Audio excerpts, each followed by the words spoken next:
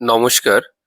আজকে আমরা যে বিষয় নিয়ে আলোচনা করব যে বিশেষ কোন কোন কারণ থেকে বুঝবেন যে আপনি নতুন আত্মা। এর আগে আমি প্রাচীন আত্মা কি না সেটা বলেছিলাম। তো আজকে কেন আপনি বুঝবেন যে নতুন আত্মা একটুখানি ইন্ট্রোডাকশন দিয়ে বলে তারপর পয়েন্টস ধরে ধরে বলতে বলতে যাব। যে পয়েন্টস গুলো দেখে আপনারা নিজেরা মেলাতে পারবেন। দেখুন, নতুন এবং প্রাচীন আত্মার বিভেদ কখন হয়? একটা কথা ভালো করে বুঝুন, সেটা হয় অনুভবের দিক থেকে, এক্সপিরিয়েন্স অফ লাইফের দিক থেকে। যে ব্যক্তির জীবনে যত বেশি অনুভব, সে ব্যক্তি তত বেশি প্রাচীন।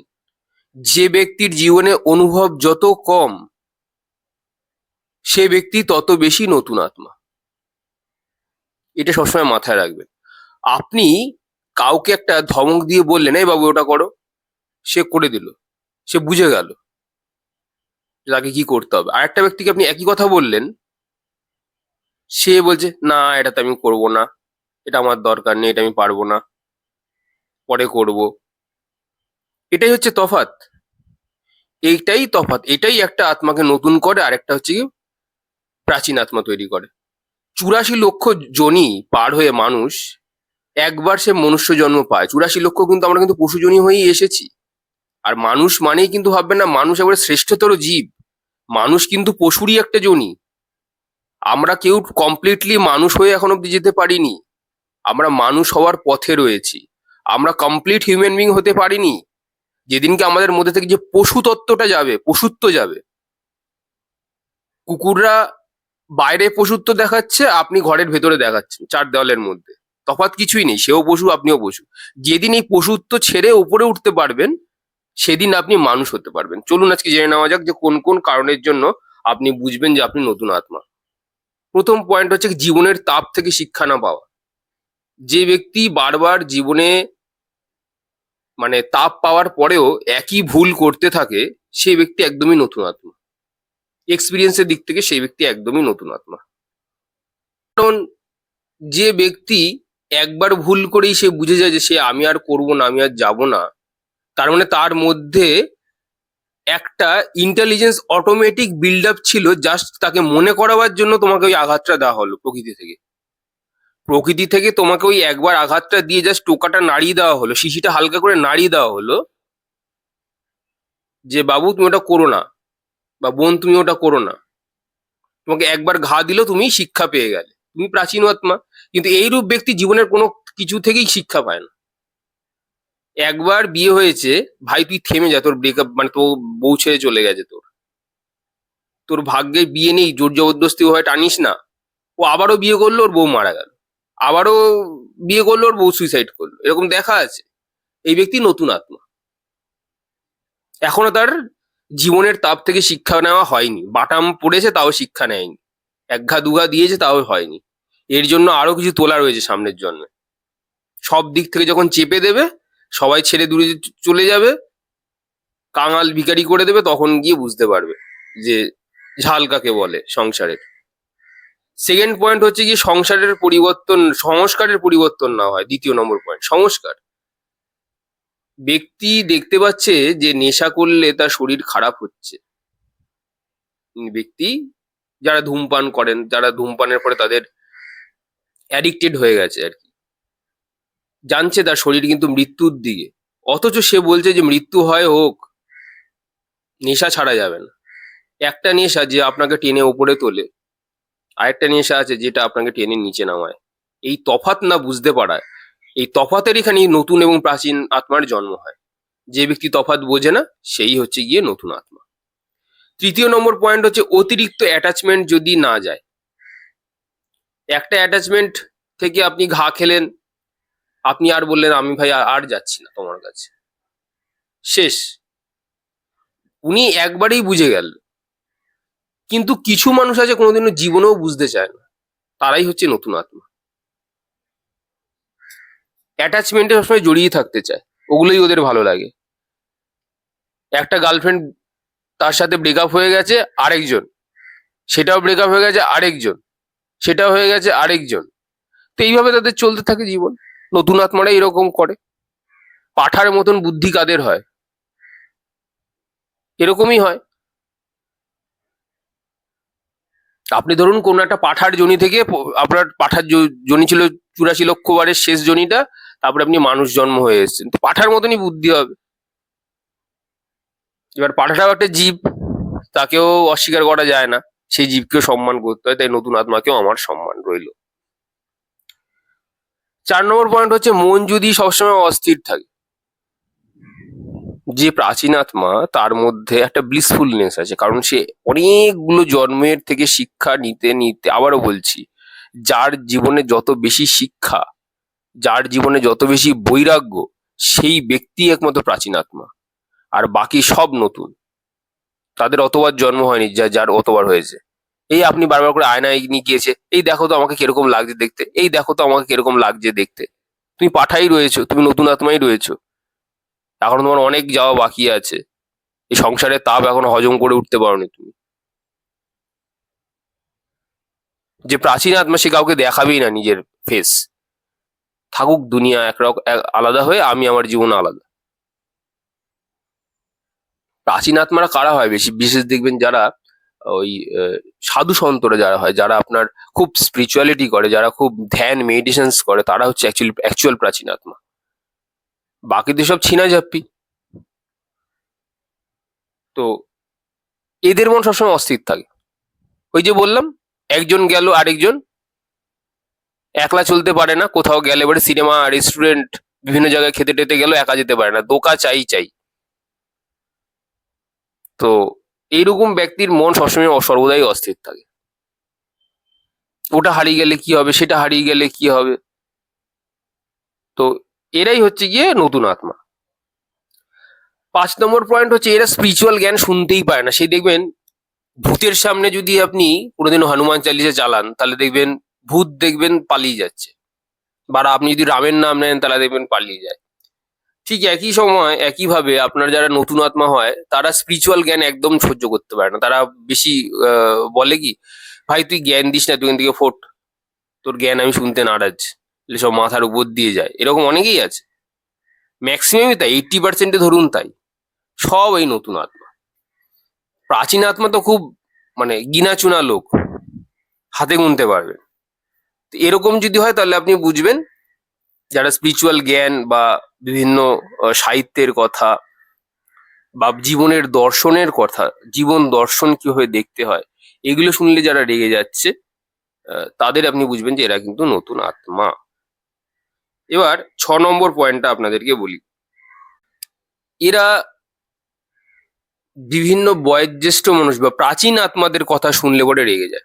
আমি প্রাচীন আত্মা নিয়ে অডিও করেছি, যারা শোনেননি তারা গিয়ে কিন্তু প্রাচীন আত্মা কি আপনি সেটার লক্ষণগুলো কি কি দেখে আপনি কিন্তু বুঝতে পারবেন, সেটা অলরেডি ইউটিউবে অডিওতে দেওয়া আছে। তো এবার প্রাচীন আত্মারা যখন এই নতুন আত্মাদের কিছু গাইডেন্স দিতে যায় বা শেখাতে যায়, শোনেই না। বলে, তারা বলে, নতুন আত্মারা বলে যে তুমি তোমার জীবন লাইফস্টাইল নিয়ে তুমি তোমার মতন দূরে ভাগো, তোমার জীবনে কোনো রসকস কিছু নেই, সব রসকস ওই নতুন আত্মাদের মধ্যেই রয়েছে। তো ওরা এরকম ভাবে বা বলে, এই করে তারা তুচ্ছ তাচ্ছিল্য করে তাদেরকে, পাগল ছাগল। যেরকম রামকৃষ্ণকে দেখবেন সবাই পাগল ছাগল পাগল বলেছিল, পাগল ঠাকুর পাগল পাগল করে বলতো, পরে তো পাগল ঠাকুর নাম হয়েছে, কিন্তু আগে তো পাগল পাগল করেই তাকে বলতো, লোকে তাকে উত্তপ্ত করতো। যারা বলতো তারা হচ্ছে নতুন আত্মা। মেন পাগল নতুন আত্মারা নয়, মানে পুরনো আত্মারা নয়। আর উনি তো আত্মাই ছিলেন না, উনি তো ছিলেন একদম স্বয়ং অবতার, অবতার কোটির মানুষ, একবার এসছেন, কাজ করেছেন, আবার ফিরে গেছেন, আবার কোনো সময় আসবেন। তো এইরকম হয় আর কি, এদের প্রাচীন আত্মীয়দের কথাবার্তা শুনলে পরে নতুন আত্মারা খেয়ে খাপ্পা হয়ে যায়, অ্যারোগেন্ট হয়ে যায়, কারো কথা শোনে না, ধরাকে সরা জ্ঞান করে। পরের পয়েন্ট হচ্ছে এরা বারবার এই সম্পর্কের মধ্যে জড়িয়ে যায়। এই যে সম্পর্ক বললাম, একটা ছাড়া একটা, একটা ছাড়া একটা, এদের কোনো শিক্ষা আর হয় না। ভাই তোকে ও তাড়াচ্ছে, তুই কেন যাচ্ছিস বারবার করে? তোমাকে সে পছন্দ করছে না, তুমি কেন যাচ্ছ তার কাছে বারবার করে? হতে পারে তুমি তাকে খুব ভালোবাসো, হতেই পারে, কিন্তু তুমি কেন যাচ্ছ? তোমার তাই ওদের শিক্ষা নেওয়া উচিত। সে যেই হোক না কেন, সে দিদি হতে পারে, সে মা হতে পারে, সে XYZ হতে পারে, যে কি হতে পারে। নিজের আত্মাকে বারবার করে নুয়ে দেওয়া কারো সামনে, এটা ঠিক নয়, এটা ঠিক জিনিস নয়। তো আত্মা সম্পর্কে যদি কেউ সচেতন না থাকে, তাহলে সেই ব্যক্তি নতুন আত্মা। ধরে নিতে হবে। আত্মা, আজকে আত্মা নিয়ে যদি আলোচনা হয়, তুমি তোমার স্পাইনকে ঝুঁকিয়ে দিচ্ছ, তোমার আত্মাকে নুইয়ে দিচ্ছ, তোমার আত্মাকে তুমি কমজোর করিয়ে দিচ্ছ। তো সেটাই হবে। তা তুমি নতুন আত্মা, যে পুরনো আত্মা সে একবার দেখবে আচ্ছা ঠিক আছে এই ব্যাপার, ঠিক আছে চলো কাটো। সেটা যেই হোক না কেন, সেটা মাতৃস্থানীয় হতে পারে, সম্পর্ক ভালো থাকলেও হতে পারে, যে কোনো রকমের সম্পর্ক, ভাতৃ সম্পর্ক, মাতৃ সম্পর্ক, বয়ফ্রেন্ড গার্লফ্রেন্ডের সম্পর্ক, যাই হোক না কেন। নেক্সট হচ্ছে 8 নম্বর পয়েন্ট, এইরূপ আত্মা সবসময় আনন্দ ফুর্তি নিয়ে ব্যস্ত থাকে।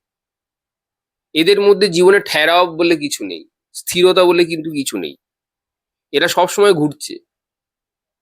আনন্দ ফুর্তি কথার অর্থ হচ্ছে গিয়ে এখানে, এই ধরুন মদ্যপান, বিভিন্ন রকমের নেশার বস্তু সেবন, রাত জাগা, বন্ধুদের সাথে পার্টি করা, কোনো ইনডিসিপ্লিন লাইফ লিড করা, এগুলোকেই বোঝানো হয়েছে, আর কিছু নয়। তো যারা এগুলো নিয়ে বেশি ব্যস্ত রয়েছে, নতুন আত্মাদের এগুলো করতে বেশ ভালো লাগে। আর যারা পুরনো আত্মা হয় তারা বলে এসব আমার কিছুর দরকার নেই, আর ওইসব অনেক দেখেছি, অনেক করেছি, এবার আমি, আমার মনে হয় যেন এগুলো আমি অনেক করে এসেছি, এগুলোর প্রতি তাকে আর টানে না, এই জন্য দেখবেন তাকে আর টানে না এসব জিনিসের প্রতি। তো এখান থেকে আপনি ডিস্টিংগুইশ করতে পারবেন। পরের পয়েন্ট অর্থাৎ 9 নম্বর পয়েন্টটা বলবো, এরা সম্পর্কের মূল্য বোঝে না। এরা দিদির বয়সী মহিলাদেরকেও তাদের গার্লফ্রেন্ড বানিয়ে ফেলতে পারে, মায়ের বয়সী মহিলাদেরকেও তারা ফ্লার্ট করতে দুবার ভাবে না। বলে না পশুত্ব এখনো অব্দি যায়নি, পশুত্ব মানে পশু তত্ত্বটা এখনো অব্দি ওদের উপর এত ডিপলি ইনবিল্ট, যে সেটাকে তারা ছেড়ে উপরে উঠতে পারছে না। কোনো দিদি স্থানীয় ব্যক্তিকেও, দিদি স্থানীয় কোনো মহিলাকেও তারা নিজেদের গার্লফ্রেন্ড অথবা অন্য কোনো নজরে তাদের, কুনজরে তাদের দেখা, এটা এখনো তাদের বন্ধ হয়নি। এরকম আমি বহু মানুষকে দেখি চারপাশে রয়েছে, মানুষ শরীরে এসেও তারা পশুর মতো ব্যবহার, আসলে পশুই। খালি 4টি টাকা ইনকাম করলাম, তাহলেই ভাববেন না যে আপনি আমার থেকে, প্রাচীন আত্মার থেকে হয়তো টাকা পয়সা বেশি আপনি রোজগার করেন, ভাববেন না আপনি মানুষ হয়ে গেছেন। এই কেসটা কিন্তু রবীন্দ্রনাথ ঠাকুরের ক্ষেত্রেও কিন্তু ফলে। আপনি যদি রবীন্দ্রনাথ ঠাকুরের প্ল্যানচেট যদি পড়ে থাকেন, সেখানে যদি লেখা আছে, রবীন্দ্রনাথ ঠাকুর স্পষ্ট বলেছেন যে ওনার বাবা মহর্ষি দেবেন্দ্রনাথ ঠাকুর যে ডাইমেনশনে থাকতেন, সেখানে কিন্তু রবীন্দ্রনাথ ঠাকুর যেতে পারতেন না, সেখানে স্বামী বিবেকানন্দ, রামকৃষ্ণ পরমহংসদেবরা আসতে পারতেন। কিন্তু রবীন্দ্রনাথ ঠাকুর সে ওর বাবার যে ডাইমেনশনে ছিল সেখানে যেতে পারতেন না, কারণ রবীন্দ্রনাথ ঠাকুরের ডাইমেনশন নিচে ছিল। তো রবীন্দ্রনাথ ঠাকুরের বাবা এরকম প্ল্যানচেটে, রবীন্দ্রনাথ ঠাকুর এসে বলেছিলেন যে তার বাবা তাকে বলেছিলেন যে বাবা তুমি হতে পারে, তুমি ধরিত্রীতে তোমার অনেক নাম যশ আছে, হতেই পারে, হতেই পারে, কিন্তু আত্মার ভিত্তিতে, আত্মার স্পিরিচুয়ালিটির দিক থেকে তুমি এখনো অনেক যোজন দূরে রয়েছো। কোনো মানুষের পৃথিবীতে নাম নেই মানে সে আত্মিক দিক থেকে দুর্বল, এটা একদম কোনো সময় ভাববেন না। আমি বিভিন্ন জায়গাতে দেখেছি যে যাদের ইতিহাসের পাতায় নাম নেই তারা একদম এ ক্লাস সাধু, একদম এ ক্লাস, ডবলে দিলেও তো খুব বিশেষ ভুল হবে না। নির্বিকল্প, নির্বিকল্প সমাধি নিয়ে তারা যে জগৎ ছেড়েছে, কিন্তু তাদের নাম ইতিহাসের পাতায় নেই। শুধু আমি একজনকেই চিনি বলে তাকে নিয়ে লাফালাফি করলাম, ব্যাপারটা এরকম নয়। এরকম হতে পারে যাদের কোন নামধামই নেই পৃথিবীতে, কিন্তু তাদের আত্মার কোয়ালিটির দিক থেকে একদম ডবল এ গ্রেডেড। বুঝতে পারলেন? তো এটাই তফাৎ, নাম যশ থাকলেই যে আপনি বিশেষ হেভি কেউ, গণ্যমান্য হয়ে গেছেন এমনটা নয়। আত্মার নিরিখে বিচার হয় সবকিছু। তার সেটা ডিউটি ছিল না করা, সে এসেছিল নিজে সাধনা করেছে, ব্যাস ফট করে বেরিয়ে চলে গেছে। কে হাসলো কে কি করলো তার শুধু দেখার কিছু দরকার নেই। সে ক্যামেরার সামনে যায়নি, কিছু করেনি, ব্যাস হয়ে গেল। কিন্তু তা বলে এই নয় যে যে যখন আত্মার যখন লাইন থাকবে তার লাইন কিন্তু সবচেয়ে আগে থাকবে, এটা আমি বললাম আপনাকে। মানে ওপর থেকে সে নিচে নামতে পারে, নিচে নেমে দেখতে পারে কে কি হচ্ছে না হচ্ছে, এরকম 7 তলা থেকে, বিল্ডিং থেকে আপনি 3 তলায় দেখতে পারবেন যে কি চলছে। কিন্তু 7 তলার উপরে কি চলছে 3 তলার নিচ থেকে কিন্তু দেখা কিন্তু খুব মুশকিল, এটা আপনি ভেবে দেখবেন। ঠিক একইভাবে কিন্তু আত্মার ক্যাটাগরির কিন্তু ওখানেও কিন্তু হিসেব নিকেশ হয়। আপনি মাস গেলে 1-2 কোটি টাকা রোজগার করছেন, অথচ পশুত্ব জনি যায়নি, অথচ যে লোকটা 5 টাকা রোজগার করছে তার হয়তো বিশাল আত্মিক জার্নি হয়েছে। তো বুঝে নেবেন কিন্তু আত্মার লাইনে কিন্তু আপনার রেশনের লাইন কিন্তু সবচেয়ে নিচেই থাকবে, কিন্তু কোনো কিছুই নিয়ে যেতে পারবেন না, সব ওখানেই হিসেব নিকেশ হয়ে যাবে। তারপরে কথা হচ্ছে 10 নম্বর পয়েন্ট, ধ্যান ধারণার কথা শুনলে এরূপ লোকের হাসি পায়। আছে কিছু পাগল যাদের মাথায় কিছু ঢোকে না, তারাই এরকম বা হাসি ঠাট্টা করে, যেরকম এই নতুন আত্মা আমাদের অফিসেও আছে এরকম বিশেষ ছেলেপুলেরা। এই সমস্ত তাদের মানে কথায় কোনো কান নেই, খালি আজে বাজে দেখবে আর আজে বাজে বলবে। তো এরা হচ্ছে কি ওই টাইপের, মানে ওদেরকে যদি পাঠা বানিয়ে দেওয়া হয় রাস্তায়, যাই হোক মানুষের জন্ম পেয়েছে, এর নিচে তো নামবে না। মানুষের জন্ম আবার পেতে থাকলে তার আস্তে আস্তে আস্তে আস্তে ঘা প্রতিঘাত খেতে খেতে খেতে সে প্রাচীন আত্মাদের দিকে যে যায়, কিন্তু সেটা কত জন্মে যাবে সেটা আলাদা কথা, সেটাও একটা বড় প্রশ্ন। কিন্তু ধরে নিন এদেরকে যদি পাঠা বানিয়ে দিয়ে দেওয়া যায়, তাও কিন্তু বিশেষ কোনো ভুল হবে না। তো ধ্যান ধারণার কথা শুনলে এদের হাসিই পায়, কারণ ও সমস্ত পড়ার ওদের সময় নেই।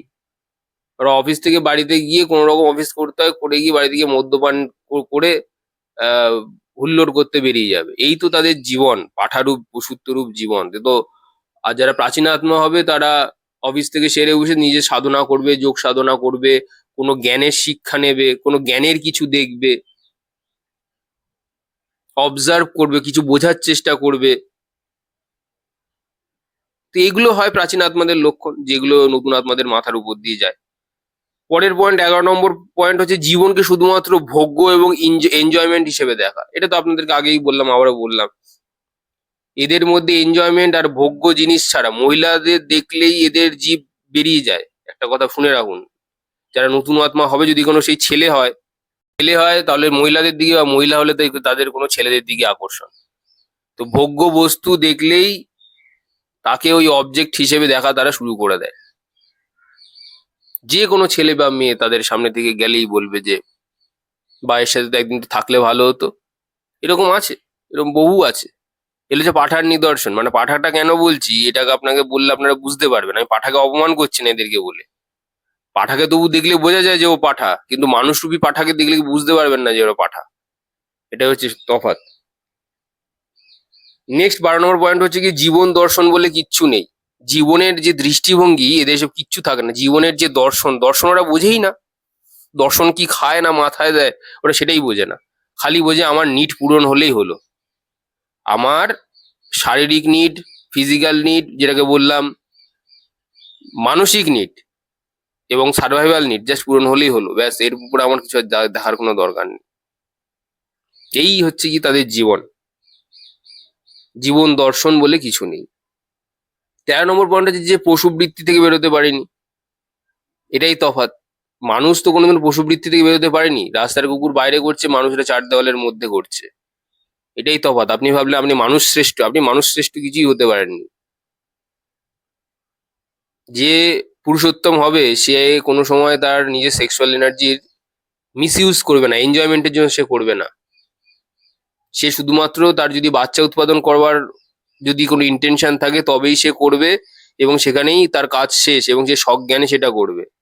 আর বাকি তো সবাই অজ্ঞানেই করছে, এনজয়মেন্টের নেশায়। তো তারা হচ্ছে কি নতুন আত্মা, পশু বৃত্তি থেকে এখন অব্দি বেরোতে পারেনি। নেক্সট পয়েন্ট হচ্ছে গিয়ে, এরা সবসময় নিজেদের চাহিদা পূরণের ব্যস্ত। এরা সবসময় নিজের চাহিদাটা নিয়ে, এদের কি পূরণ হলো ব্যাস, চাহিদাটা পূরণ হয়ে গেলেই ব্যাস, আমার আর কিছুর দরকার নেই। এবং এরা সব সময় চাহিদার পেছনেই ছোটে। আজকে এটা নয়, আজকে একটা ইএমআই শেষ হলো, দেওয়া শেষ হলো, আবার একটা জিনিস কিনে ফেললো, পয়সা নেই হয়তো, পুরো স্যালারিটাই হয়তো চলে যাবে, বাড়িতে দিক না দিক, খাক না খাক, আগে ওইটা পূরণ করো, আগে আরেকটা ইএমআই, আরেকটার ব্যবস্থা করলো। ওটা পশু শ্রেণীর আত্মা। মানুষ হলে বিবেক থাকতো, বুদ্ধি থাকতো। তো ভাববেন না সব মানুষই মানুষ। অ্যাকচুয়ালি মান আর হুঁশ যার আছে সেই মানুষ। এদের হুঁশ নেই, এদের মানটাও এক এক সময় থাকে না, দোকান কাটা। একটা পাঠাকে যদি বলেন এ বাবু এখানে আসো এখানে আসো, কিছুই বোঝে না সে, কোন দিকে যাবে, খালি খেতে দাও সে চলে আসবে। এই হচ্ছে ব্যাপার। 15 নম্বর পয়েন্ট হচ্ছে লাস্ট, হচ্ছে সুইসাইডের চিন্তা ভাবনা। নিজের চাহিদা পূরণ না হলে এটা সুইসাইড করবেই। আমার মাসির ছেলেও ছিল একটা পাঠা, আস্ত পাঠা, সুইসাইড করেছে। ভালোই করেছে, কিছু পাঠা বিদায় হয়েছে। এত টাকা যে কি মানুষের কিসের জন্য লাগে, লোককে দেখাবার জন্য লোন করতো, লোককে দেখাবার জন্য যে সে শ্রেষ্ঠ। সে শ্রেষ্ঠ, নিজের মাসির ছেলে বলে তাকে সে ধোয়া তুলসী পাতা একদমই বলবো না। শুনলে শুনবে, তাতে কিছু যায় আসে না। 1 নম্বর কথা হচ্ছে, লোককে দেখাবার জন্য ভোগ্য বস্তুর তুমি বিলাসবহুল বাড়ি তৈরি করেছো লোন নিয়ে। অত বড় বাড়ি একটা মানুষের থাকার কোনো দরকার থাকে না, কিন্তু শুধুমাত্র লোককে দেখাবার জন্য তোমার একটা গাড়ি ছিল, তুমি আরো একটা গাড়ি কিনলে, দুটো গাড়ি। হাতে সোনার ব্রেসলেট পরে তুমি একদম ঘুরছো। এগুলো কি মানুষ? মানুষের সমাজে পড়ে? সেটাই আমি ভাবি এক এক সময়। যখন লোন মেটাতে পারলো না, বাড়িতে এসে লোকে ভাঙচুর, সেই জ্বালায় সুইসাইড করেছে, আপদ গেছে। তো এই হচ্ছে কি ব্যাপার আপনাদের, যে মানুষ তার নিজের হুশকে অ্যালাউ করে না নিজের মধ্যে, তার মানুষ হওয়ার যোগ্যতা নেই। তারা এসছে, সুইসাইড করেছে, আবার পরের জন্মে সুইসাইড করবে, কারণ সংস্কারটা তো রয়ে গেল। এই যে সংস্কার চেঞ্জ করতে না পারা, এটাই সংস্কার যে ব্যক্তি চেঞ্জ করতে পারে সেই হচ্ছে প্রাচীন আত্মা। সে কুষ্টিতে তার নিজের হরস্কোপকে তুলবে, এরকম ছিঁড়ে ফেলে দেবে, কিচ্ছু মেলাতে পারবেন না আপনি। তার কুষ্টি মেলাতেই পারবে না প্রাচীন আত্মা, নতুন আত্মা মেলান সব মিলে যাবে। পাঠা তো, হুঁশ নেই, চেতনার স্তর বিকশিত হয়নি, তো এই জন্মে সুইসাইড করেছে, পরের জন্মে কেউ সুইসাইড করবে, দেখে নেবেন, এটাই হয়। কারণ সেই সংস্কার থেকেও বেরোতে পারলো না, তো ও তো পালিয়ে গেল ফট করে। প্রকৃতির দেওয়া যে বড় গিফট, এই যে একটা শরীর, এটাকে কিভাবে রাখতে হয়, এটাকে কিভাবে ইউজ করতে হয়, সেটাই তো শিখতে পারলো না সারা জীবন খালি দেখনদারিতেই চলে গেল। আশা করি আপনারা সবাই ভালো থাকবেন এবং এই অডিওটা থেকে কিছু শিক্ষা নেবেন এবং নিজের সংস্কারকে চেঞ্জ করবেন। আমি জানি আমার বলার ধরনটা একটু অন্যরকম, অত ঘষে মেজে কথা বলতে পারি না, সরাসরি যেটা মনে হয় সেটাই বলি, একদম লোকাল ভাষাতে বলি। কারণ আমি নিজে অত বেশি লেখাপড়া জানি না এবং বাংলায় বেশি আমি পণ্ডিত নই। তো আমি যেটা নই সেটা লোককে কি করে দেখাবো? তো আমি যেটা সেটাই আপনারা দেখুন বা শুনুন। তো যাই হোক, আপনারা যদি অ্যাস্ট্রোলজিক্যাল কনসালটেশন বা গাইডেন্স নিতে চান, তারা চ্যানেলে দেওয়া ডেসক্রিপশনে ফোন নাম্বার আছে, সেখানে হোয়াটসঅ্যাপ অনলি করতে পারেন, অনলি ফর অ্যাস্ট্রোলজি। আদারওয়াইজ এখানে আর কিছু করা হয় না, শুধুমাত্র অ্যাস্ট্রোলজিক্যাল গাইডেন্সই দেওয়া হয়। আর যদি কেউ কিছু শিখতে চান, আমি বলবো তারা প্রত্যেকে আমাকে না ফোন করে গুরুর সান্নিধ্যে বসে শিখুন।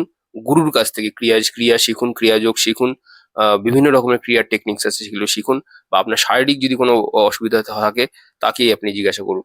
কারণ এর জন্য কনস্ট্যান্ট অবজারভেশন এবং গাইডেন্সের প্রয়োজন হয়, 1-2 দিনে সেগুলো হয় না, অসম্ভব। সবাই ভালো থাকবেন, আজ আসি।